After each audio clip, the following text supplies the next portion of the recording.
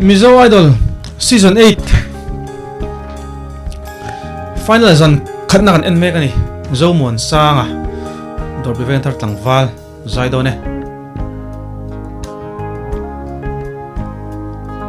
zani ninga tinge sound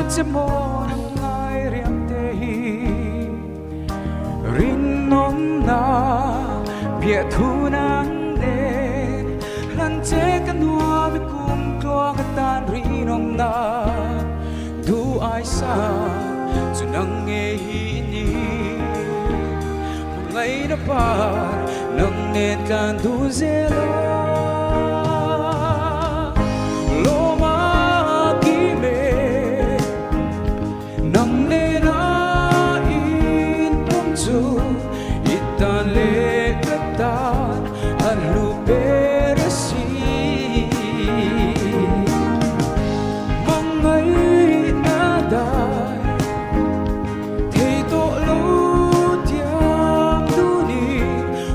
nào mà tuôn rồi đun zela ô nâng nê phụ chào tlat Zomuana sanga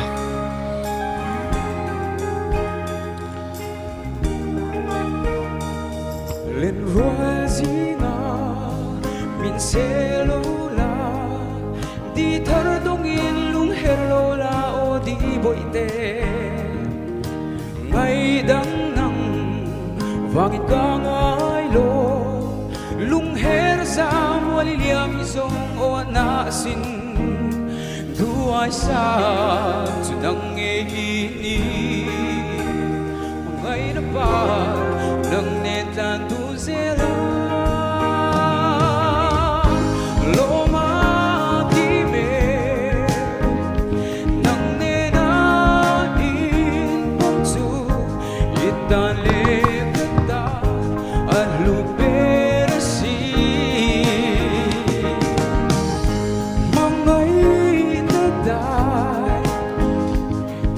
Bye.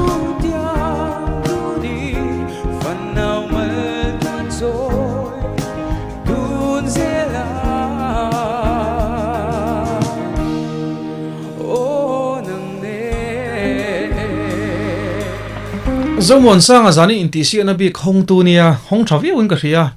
sound lam problem om neu atir lam te amuna enge an ka hrelowa boi chong lowa helai Henry Thanzauva hlani in ka hria so lo chuan mentor an nei in ka ringa an puang in an soi tam lo nge ka lo hrelo pal nge hrelowa mentor ten fakom ka ti aw anina in mil tur mil lo tak tak o hi hlai nei lowa Zomuana sanga hi o moya maro chu asak ani awanga nal le zol tur hla hi ron thlang thiam em hi mentor ten fakom ka ti tela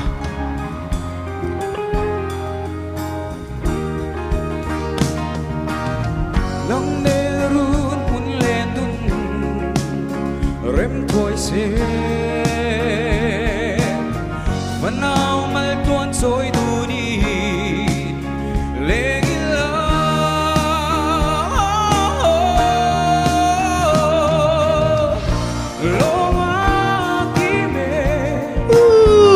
tuk Nangnen a in pungzu itan le katan alu peresi mangai nadai thei to lo tiam tu ni vanau mal tuan choi dun zela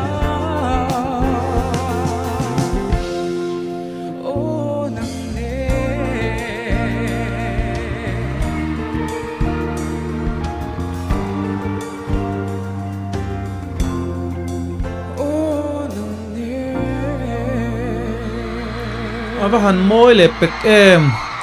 Zomuana sang hi avan nei chho angem o katia hialina tlatheirin huna dingania ma kan accident na kan traffic camera chu mi pui ten zai zel turin ama talen omnin kan hretlang nge ni ka hrelowa kanan hlang kai le khania tina chowa chho zela van nei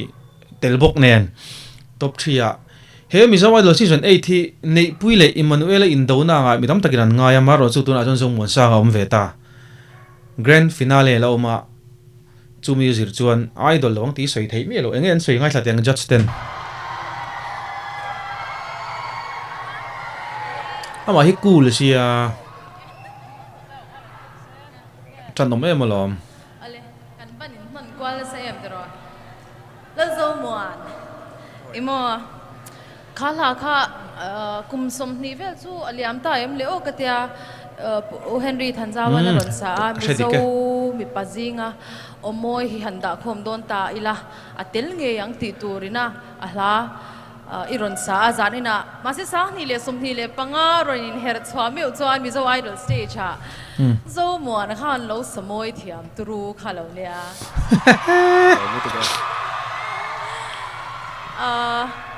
izai angzonga ka soi ma hian arrangement shim kha house band hin fakom katia amoi kati em a ke pena ka ngai thak non tur zinga mi ni in ka sha music on chhap chwa dan shim a khan chuan Zomuan reu hi I game plan te hi ni do lo mo le o chu katia ti dan hi top 5 ron ni chawate ro thinlung lairil no lai te theng hian ron khoi chho me a ti me mo kan ti don ni o intihsiakna du si lo hian ma se stage hi ron on chawin ka sha ta ron ni chawin dik khop mai chu lai chu mo katiang engang chin hinge katiang tia po nang mai chiang chawin ka sha akiron santi khan iro dam lo to na nen iron clean lo tura kan ngai dewa ma se athlok moi vong khop mai amoi soi dik khop mai Zomuan hei in la star in la style ang chi khani velo ama hi atran oma akule me ma mitam takina ama hre chiang lem lo tu da tan po atran om em ning ka chu akul dap mai stage an chevel te azai rim te thilhan soi te chu wang chuan mi pui ngai na a lo chho viau in ka ria Zomuana ka tong I them arin khop mai lo mom le mai ka zo du cha chu mi zo idol stage lo thua san ta la I music lampanga mai lak tum dan I sai ko comment main min thil them eng tinge plan te nem la po experiment ang katia ke ma bi ka chuan album ang zong te pon tiang kha kat tum dan deuh chu ni lo nya idol stage lo thua san mai la music cover la hian min muzui zelang tia trap pa tu soi dam tak muzui turin am lo thin ni a boy tha de le ka ani te take lamoi tak iron sa atir lampang khachu anin om man trepa area aki a bridge le aki san chho ma ka chuan khachu arrange ka azima amai ro chu isamoya ba ison chho zela zonet mizo idol dam pa biala mizo idol la herin mai roi chho mek nin ka ria kati kha intihsiakna tur ten la nei na chungin tuna hian la panin la sale dona chu ti chung chuan in zai to chin mizo idol hi dor pui veng thar lampanga hian a holo wang te soi theilo ni come on man come in mon Zomuana masabera tan chuan zanina zai to chuan ila zai thabera antile phot mai la ama chila zaya zai thiam then khathi chu lapot chini yang do hin ya atiran vul hluaya an puk hluaya an tlo lo mem thina nangero hi chu wain thami yang do hin ya arei tel lai tel Zomuan hi lo me zanina hian ke chuan kalau soi fo thin Zomuan sanga Zomuan ka zon ka ti thin kha a zo lung len lampang kai noi ron pol pha tharau ron chang phang kha nang ma hian om tel hilom om ka ti a top nan chuan Zomuan hian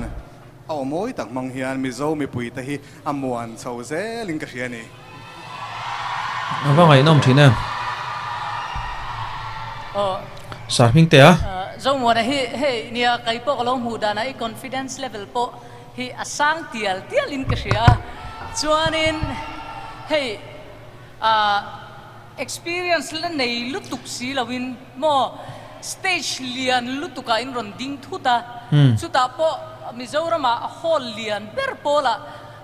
in year mangai mi lawin ni karinga